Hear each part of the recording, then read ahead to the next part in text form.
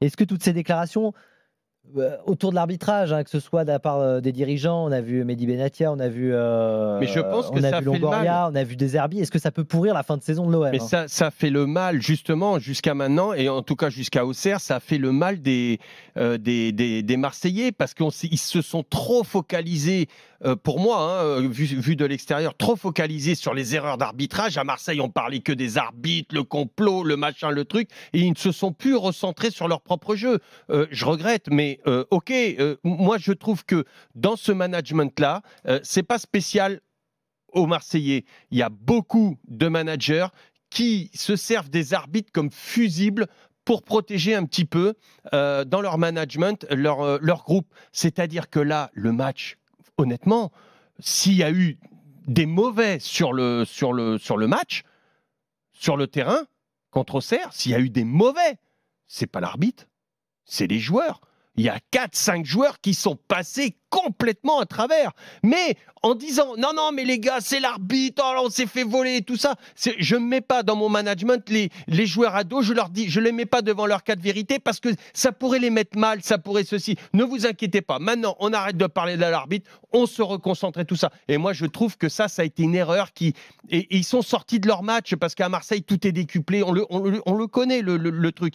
Et autant... je comprends maintenant, je comprends aussi l'attitude même si je ne la cautionne pas du tout, et 15 matchs, honnêtement, c'est pas cher payé.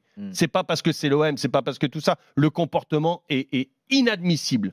Mais il faut arrêter à un moment donné. Je pense que l'OM, aujourd'hui, dans l'état actuel des choses, quand je les vois jouer tout ça, ils doivent être au-dessus de tout ça. Ils n'ont pas besoin des arbitres pour gagner. Ils n'ont pas besoin des arbitres pour perdre quand ils font les cons. Et donc, se recentrer sur leur football, prendre de la hauteur et avoir de la sérénité. Si l'OM devient serein, l'OM va être très très fort. Ils ont manqué de lucidité et de sérénité. Voilà mon avis. Là, donc Roberto De Zerbi. Moi, je le crois. Quand on le voit, il a sur dit le banc ça à du ses terrain, joueurs, certains. Il est très très animé. Hein. C'est un entraîneur, voilà, qui est très démonstratif, etc. Et on l'a vu notamment contre la Auxerre. Voilà, il retire pas non plus. Il pense à l'injustice. Et il y a eu des injustices par rapport aux Marseillais. Il le pense à l'injustice. Mais ils se sont trop focalisés là-dessus. Quand il dit qu'il ne retire pas ce qu'il a dit, il dit que l'arbitre n'était pas, selon lui, dans un très bon contexte au vu des derniers événements qui s'étaient passés, notamment en Coupe de France. Oui, puisque c'était le 4e arbitre du match face à Lille qui avait exclu Mehdi Benatia. C'est surtout ça quand il dit qu'il ne retire pas. Maintenant, son discours, il est correct. Enfin, un discours correct. Pour apaiser la situation. Pour apaiser la situation, parce que les propos qui ont été tenus après le match, bon, ça a été déjà dit, mais nous, on n'a pas encore fait l'after depuis, mais les propos qui ont été tenus par les dirigeants marseillais après le match d'Auxerre, mais c'est cataclysmique. C'est une catastrophe, Pablo Longoria. On l'aime bien, on l'apprécie, c'est un passionné. Mais attention, c'est Christophe Dugarry qui a dit que le costume était peut-être un peu trop grand. Il l'a montré en tout cas ce soir-là. Mais attention, en plus, le vrai problème, c'est qu'il n'y a aucun scandale. Il n'y a aucun scandale. Bah sur ce match-là, c'est pas là. Il n'y a jamais pénalty sur Quentin Merlin. Il y a excès d'engagement. Interprétation. Non. C'est l'arbitre qui décide. Oui. C'est ni toi ni moi, c'est l'arbitre. Mais c'est pas un scandale. Il n'y a jamais pénalty. Et il n'y a jamais scandale. Que tu dis. D'accord ? En tout cas, il n'y a jamais scandale. Il n'y a aucun scandale sur le fait que l'arbitre ne siffle pas ce pénalty et que. Et sur le jaune, sur les deuxième jaune non plus. Quand tu dis il n'y a jamais pénalty, c'est-à-dire qu'il n'y a jamais l'arbitre qui doit appeler pour dire il y a une erreur manifeste, il faut venir siffler un pénalty. Pas du tout sur cette action-là. Ensuite, l'excès d'engagement du Marseillais pour le deuxième jaune. Encore une fois, aucun scandale. Il y a une grosse faute, il aurait pu blesser son adversaire. Tu prends un deuxième jaune, tu sors. Et donc, quand tu pètes un câble sur un truc qui est complètement affabulé, c'est ça le vrai problème. C'est que à la rigueur, et déjà faut pas le faire, mais à la rigueur tu pètes un câble sur un truc flagrant. Mais là, alors on peut me dire oui, mais vous comprenez, il y a du surmenage. Oui, mais quand tu es président de l'Olympique de Marseille, tu dois être des fois quand même un iceberg. Non, mais partout. N'importe quel président. Tu peux être des fois volcanique quand il y a un but, quand il y a une effusion de joie à la 90e, pas de problème. Mais attention, là, tu es dans une période mouvementée. Et même le président de Lille, il doit bien se comporter. Hein. Exactement. Ou d'Auxerre, ou n'importe quel président. Parce qu'encore une fois, et je pense qu'il l'a bien compris aujourd'hui, mais l'image qui est renvoyée au football amateur et pour l'image des arbitres. Moi, j'étais le premier sur un terrain à râler après un arbitre, à pester pour une faute, pour un carton. Mais attention, mais jamais je n'ai insulté un arbitre, jamais je n'ai même eu des propos de corruption. Mais qui va croire? Mais un arbitre, il est là, il prend son oseille, c'est un travail, hein. C'est un travail, il est là, il fait son travail. Il peut se tromper comme nous. Nous, on rate des passes, les coachs, ils ratent des compos, les arbitres, ils ratent des coups de sifflet. Ça fait partie du jeu, tu peux être agacé, mais il y a des limites à ne pas dépasser, qui ont été dépassées. Donc maintenant, je pense que tous, y compris j'ai entendu Kondogbia, j'ai entendu Longoria, j'ai lu Longoria, j'ai entendu l'entraîneur des Zerbi. Je pense qu'ils vont tous retrouver, ils ont tous retrouvé leurs esprits. Et maintenant, il faut se concentrer sur le jeu parce que, comme a dit Lionel, et je finirai là-dessus, l'OM a largement assez de qualité pour ne pas perdre trop d'énergie là-dedans. Et je pense que c'est un exemple pour tous les dirigeants, que ce soit du football professionnel et aussi, heureusement, un exemple, malheureusement, pour le football amateur. Vous pouvez mettre la pression tant que vous voulez sur les arbitres. Ça marche pas en fait. Donc ça marche pas. Donc laissez-les faire leur travail. Ils vont se tromper de temps en temps. C'est vrai que s'ils reconnaissent quand ils se sont trompés, ça permet d'apaiser tout le monde.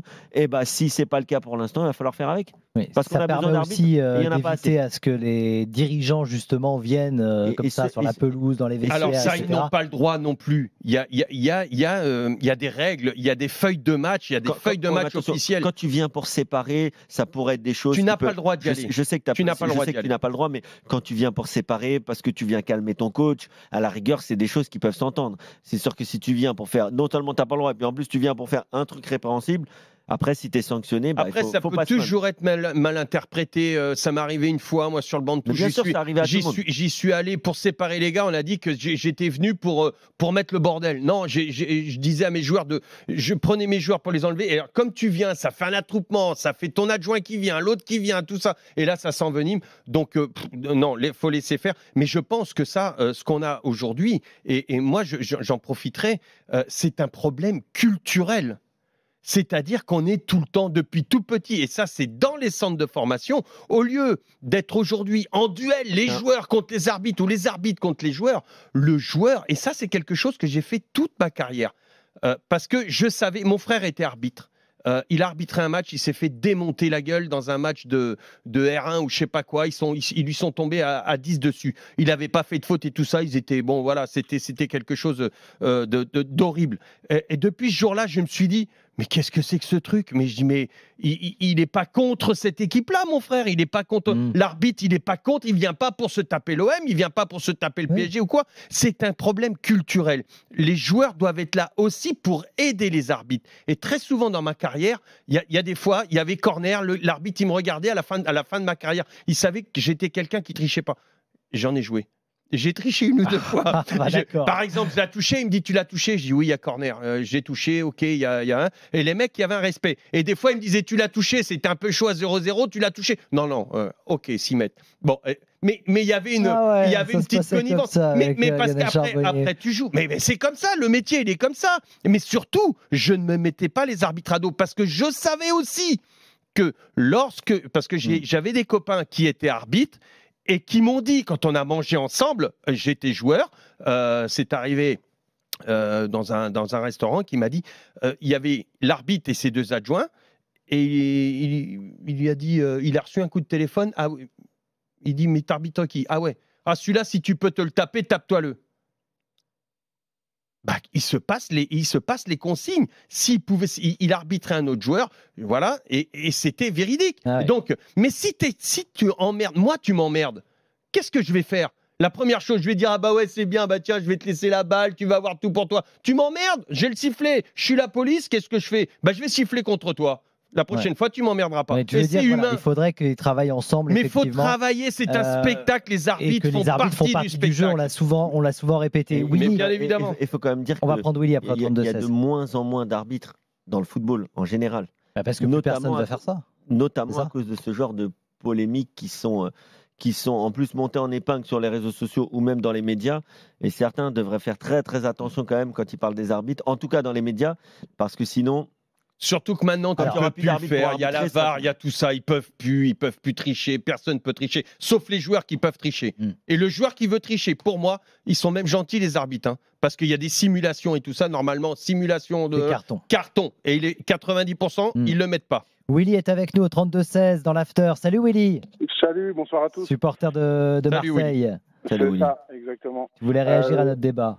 C'est ça, exactement. Alors déjà, premièrement, je voulais juste vous remercier tous pour le travail que vous faites parce que je vous écoute quasiment tous les Willy, soirs. c'est gentil. Et ça fait du bien. Merci beaucoup Merci à à tous. toi. Et je voudrais que vous passiez aussi le bonjour à tout le reste de l'équipe. Et il nous écoute. Il nous écoute. Okay. Il t'entend. Je passe le bonjour à tout le monde et je vous kiffe et continuez ce que vous faites. Mais il y a un mais derrière. mais je vais vous fracasser. non, pas du tout. Non, je voulais juste réagir par rapport à toutes les polémiques actuellement autour de l'OM par rapport à l'arbitrage.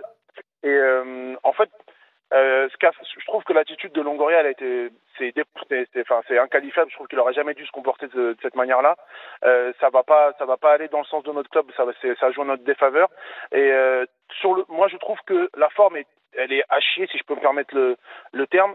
Mais sur le fond, il n'a pas complètement tort. Je comprends. Ce que je comprends pas, ce que j'accepte pas, que j'ai entendu tout à l'heure de ta part, Kevin, c'est que ce qu'il a fait, effectivement, c'est cataclysmique. La réaction, elle est nulle, elle est inqualifiable. Mais de dire qu'il n'y a aucun scandale, je suis pas d'accord, parce que dire qu'il n'y a pas faute du tout sur Merlin et que le carton rouge de Cornelius, il est mérité, on peut pas affirmer que ça ne l'est pas, et on peut pas affirmer le contraire. Parce que vu les vidéos, la direction nationale de l'arbitrage, je t'invite à lire leur rapport de cette semaine sur ces deux actions, comme quoi il y avait les bonnes décisions ont été prises. Il n'y avait pas pénalty sur Merlin et il y avait bien un deuxième carton jaune pour excès d'engagement. Après, que toi tu trouves que c'est le cas ou pas, en fait, j'ai envie de te dire, sujet à interprétation. Oui, mais ce qu'il y a un truc qu'il faut comprendre, c'est que l'interprétation, elle est faite par l'arbitre. Eh oui. Donc en fait, tu peux dire que moi, je te dis pour moi en tout cas, il n'y a absolument aucun scandale sur ce match. Oui, donc il n'y avait absolument aucune raison de partir dans tous tes états si tu étais Longoria ou quiconque. Surtout quand tu fais le match que tu as fait. Surtout quand tu es catastrophique comme ils ont été. Voilà. Mais bon, après.